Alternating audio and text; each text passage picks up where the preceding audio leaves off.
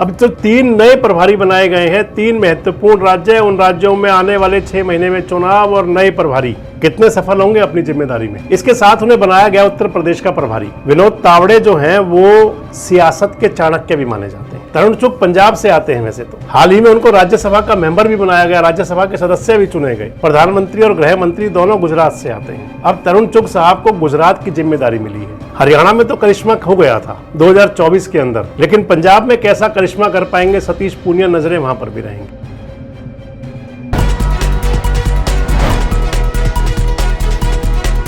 दोस्तों नमस्कार, मैं संजय मग्गू और मौजूद हैं देश रोजाना के डिजिटल मीडिया मंच पर। एक बार फिर जुड़ रहा हूं आपसे सियासत को लेकर के। भारतीय जनता पार्टी ने, नितिन नवीन साहब ने अपनी नई टीम बनाई थी। नई टीम के अंदर कई नए चेहरे आए और कई पुराने चेहरे बाहर कर दिए गए। यानी कि जिन लोगों को नई नियुक्तियां मिली उनके लिए अब आगे नए प्रभार भी मिल गए, और जो पुराने नेता भारतीय जनता पार्टी की टीम से निकाले गए उनकी चर्चा है कि उन्हें आखिर क्या मिलेगा। लेकिन इस वीडियो में जो आपसे चर्चा कर रहा हूं वो मुख्य 3 नामों पर है, क्योंकि नई नियुक्तियों के बाद अब एक और नियुक्तियां हुई प्रदेश प्रभारी के तौर पर। आने वाले दिनों में यानी कि 2027 का जो वर्ष चलेगा, भारत के 9 राज्यों में चुनाव होंगे। जिन राज्यों में चुनाव होंगे उनमें उत्तर प्रदेश बहुत महत्वपूर्ण है, उनमें गुजरात महत्वपूर्ण है, उनमें पंजाब बहुत इंपॉर्टेंट है, उनमें हिमाचल प्रदेश भी है, उनमें और राज्य बाकी भी हैं। मणिपुर में भी चुनाव होना है। अभी हाल ही में जो 3 नियुक्तियां की हैं वो तीनों राज्य भारतीय जनता पार्टी की सियासत में और देश की सियासत में अपना अलग स्थान रखते हैं। पहला नंबर उत्तर प्रदेश। उत्तर प्रदेश के अंदर 2027 के शुरू में यानी कि अगले 6 महीनों में चुनाव हो जाना है।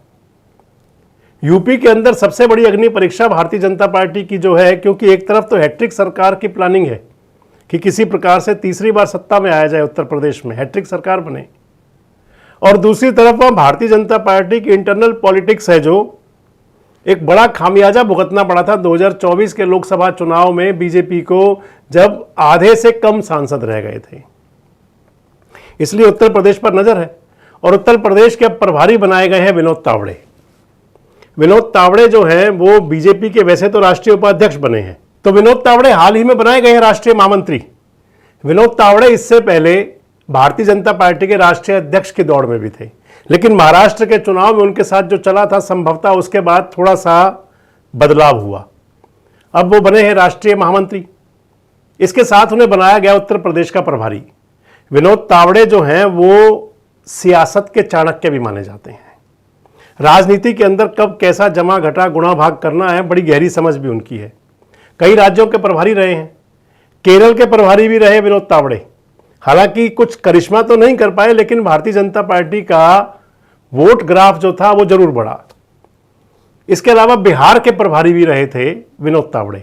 बिहार के अंदर बीजेपी का जो सबसे ज्यादा सीटें जीतने का रिकॉर्ड बना वो विनोद तावड़े के नेतृत्व में ही था, यानी कि वो उस समय प्रभारी थे बिहार के।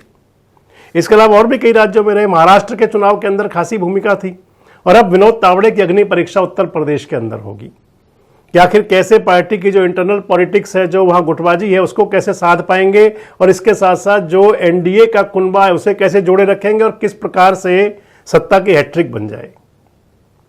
जो दूसरे प्रभारी बनाए गए हैं वो तरुण चुग हैं। तरुण चुग पंजाब से आते हैं वैसे तो। हाल ही में उनको राज्यसभा का मेंबर भी बनाया गया, राज्यसभा के सदस्य भी चुने गए।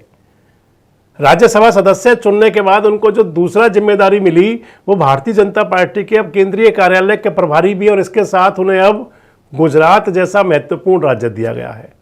हालांकि गुजरात को आप मान सकते हैं कि गुजरात बीजेपी का पूरक है। इस समय देश के जो 2 सबसे बड़े पद हैं, प्रधानमंत्री और गृह मंत्री, दोनों गुजरात से आते हैं। अब तरुण चुग साहब को गुजरात की जिम्मेदारी मिली है, क्योंकि गुजरात को लेकर के हालांकि भारतीय जनता पार्टी कॉन्फिडेंट तो रहती है, लेकिन कई बार ओवर कॉन्फिडेंट होना परेशानी का कारण भी बन सकता है। और एक बार हुआ भी था वो कि जब कांग्रेस को हल्के में लिया था 2012 के चुनाव के अंदर, 2012 में जो विधानसभा चुनाव हुआ था, उस चुनाव में कांग्रेस ने बेहतरीन प्रदर्शन करके दिखा दिया था। हालांकि बदले समय में बाद में परिस्थितियां बदलती चली गई, परंतु अब भी क्योंकि चुनाव गुजरात के अंदर होगा, और गुजरात जो है सबसे बड़ा टास्क रहा करता है बीजेपी के लिए, मैंने पहले ही बताया कि भले ही वो गुजरात और बीजेपी के एक दूसरे के पूरक हों, लेकिन अगर कहीं भी अपने होमवर्क के अंदर कहीं कोई कमी रह जाए तो फिर सिस्टम बिगड़ जाता है। इसलिए तरुण चुग पर भी बड़ी जिम्मेदारी रहेगी। और तीसरे जो प्रभारी बनाए गए हैं वो सतीश पूनिया हैं। सतीश पूनिया बनाए गए हैं पंजाब के प्रभारी। आप पंजाब को कुछ यूं मान लें कि भारतीय जनता पार्टी के लिए वैसे तो दूर की कौड़ी रहा, अब तक कोई सांसद नहीं है पंजाब से बीजेपी का, कोई विधायक पंजाब के अंदर बीजेपी को नहीं मिल पाया पिछले चुनावों में। और इस बार वहां पर एक तरफ हरियाणा की तरफ से नायब सिंह सैनी साहब जो मुख्यमंत्री हैं वो जाते ही हैं, और दूसरे अब हरियाणा के प्रभारी सतीश पूनिया पंजाब के प्रभारी भी होंगे। हरियाणा कोई बदलाव हुआ या नहीं, या भविष्य में क्या होगा पता नहीं, लेकिन पंजाब की जिम्मेदारी जरूर सतीश पूनिया जी को मिल गई है। सतीश पूनिया राजस्थान से आते हैं। हालांकि राजस्थान में रहते हुए उनके साथ आप उसे कह सकते हैं कि एक बुरा उनके लिए ख्वाब कह सकते हैं उसका बना हुआ, जिसमें वो खुद विधानसभा का चुनाव हार गए थे। राजस्थान के प्रदेश अध्यक्ष हुआ करते थे और उसके बाद उनको हरियाणा का प्रभारी बनाया गया। वो राजस्थान से ही मेंबर पार्लियामेंट राज्यसभा के चुने गए।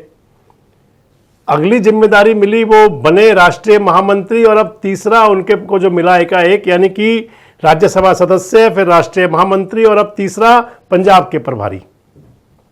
हरियाणा में तो करिश्मा हो गया था 2024 के अंदर, लेकिन पंजाब में कैसा करिश्मा कर पाएंगे सतीश पूनिया, नजरें वहां पर भी रहेंगी। अब तो 3 नए प्रभारी बनाए गए हैं, 3 महत्वपूर्ण राज्य, उन राज्यों में आने वाले 6 महीने में चुनाव और नए प्रभारी कितने सफल होंगे अपनी जिम्मेदारी में। कमेंट बॉक्स में अपनी राय जरूर दें। जुड़े रहें हमारे साथ, देखते रहें देश रोजाना। हमारे साथ जुड़े रहने के लिए सब्सक्राइब करें देश रोजाना के YouTube चैनल को और